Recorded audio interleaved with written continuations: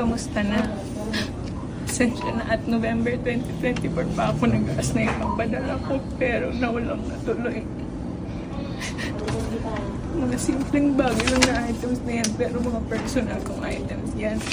Mga party ko kapag may balikbayan box na dumadating. Natutuwa ako na may share ko sa ganyan. Wala akong hinihiling anumang kapalit kundi lagi kang humble at tabaan mo lagi ang pasensya mo sa mga bashers mo at huwag mo silang papatulan. Kaya ang hilain kanila pababa. Natutuwa ako every time na sold out. Palagi ang product mo. Palagi kang mag-iingat at ang buong family mo. Lagi kang kasama sa mga prayers ko. Stay happy and good health. Parang anak na ang turing ko sa'yo. Dalawang lalaki ang anak ko at 29 and 27 years old. May mga asawa na sila. 57 years old ako.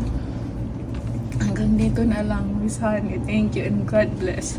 Maria Teresa Santos. Actually, naalala ko to. Lagi itong nasa comment section.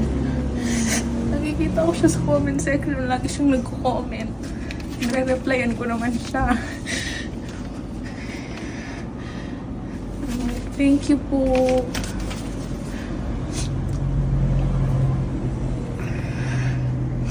Kaiyak naman. Hindi ko talaga in-expect to. Bulat naman ako. Thank you.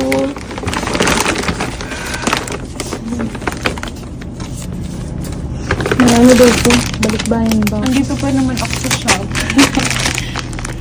Kasi ito na. Baby, sabi niyo, ano nangyayari?